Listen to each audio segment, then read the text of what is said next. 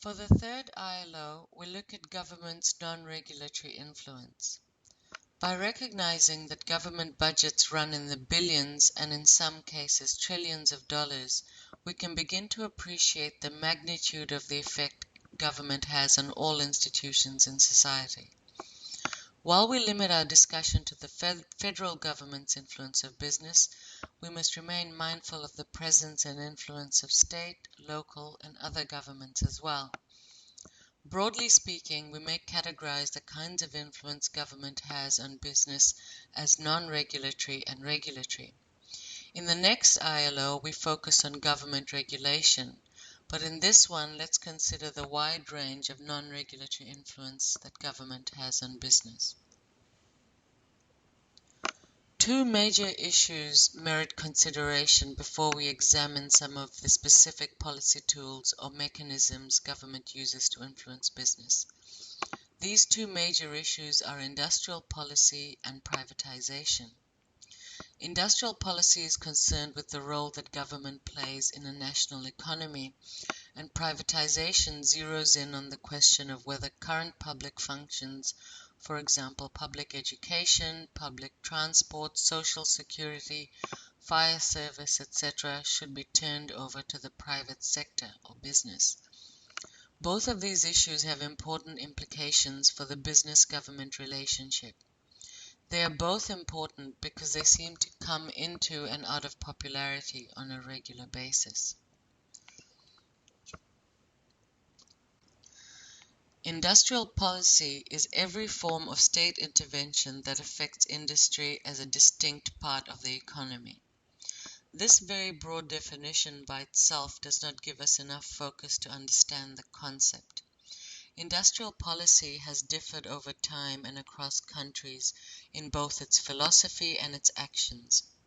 In spite of the continuing differences between countries, a global shift in approach to industrial policy has occurred.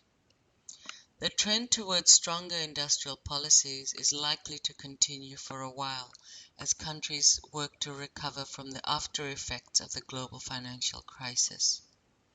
Josh Lerner and William Salmon, in your prescribed reading, recommend a variety of policy decisions that a government can use to revive entrepreneurship at a time when venture capital funding has diminished. These include things like funding basic research, developing tax policy that rewards risk, and making certain that the competitive playing field is level to facilitate new entry. Government can also aid in building the quality of human resources by supporting education and making certain that people who receive a quality education are welcome to remain in the country after graduation. In essence, government must assess the impacts of all policies and decisions on the climate for new enterprises. A strong industrial policy can help maintain sustainability amid the challenges of a global downturn.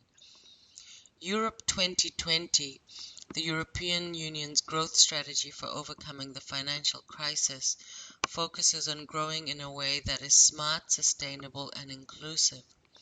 The goal is sustainable growth, leading to a resource-efficient, greener, and more competitive economy. The global financial crisis compelled governments around the world to take an active part in reviving economic growth and restoring financial stability. To do this, governments needed not only to focus on economic reform, but also on ways to make the government more efficient and effective. Few observers today would argue that a strong industrial policy helps firms compete in a fast-moving global economy. Government is not known for being nimble. However, a country without an industrial policy can find itself losing out to countries that are willing to invest in industries they value and in companies they want to have operating within their borders. Most developed countries are not seeking to institute a strong industrial policy if they can avoid doing so. Nevertheless, government intervention in business continues, sometimes in ways that are appropriate and sometimes not. Various interventions such as voluntary restrictions on imports, occasional bailouts for nearly bankrupt companies, and a wide array of subsidies, loan guarantees, and special tax benefits for particular firms and industries constitute an industrial policy by default. Thus, it's important to think carefully about the role of government in business so that a default industrial policy does not emerge. Privatization, generally speaking, refers to the process of changing a public organization to private control or ownership. The intent is to capture both the discipline of the free market and the spirit of entrepreneurial risk-taking.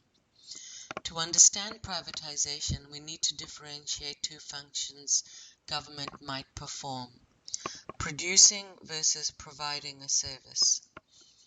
A city government would be providing a service if it employed a private security firm to work at the local arena during a state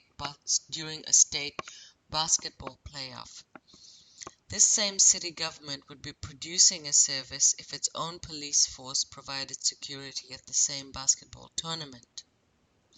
The federal government, also as an example, would be providing medical care to the aged within a national Medicare program. The production of medical care would be coming from private physicians. The government would be providing and producing medical care if it employed its own staff as doctors, as for example the military does.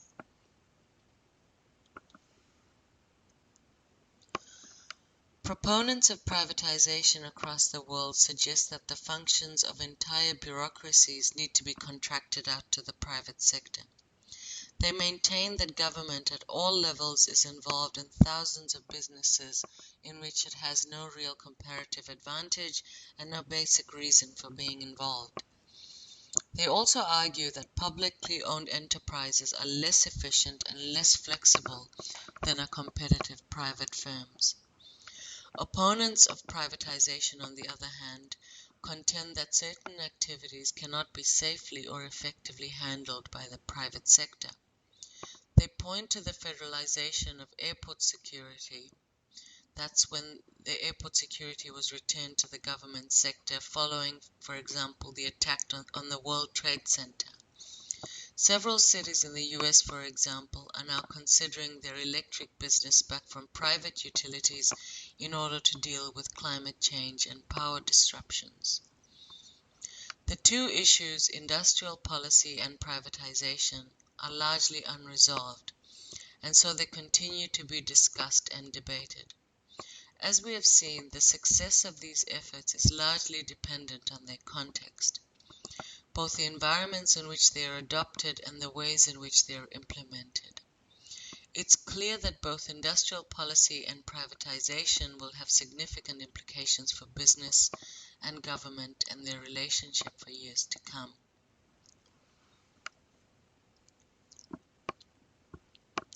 There are a number of other non-regulatory government influences. For example, government is a major employer, it sets standards, and is also one of the largest purchasers.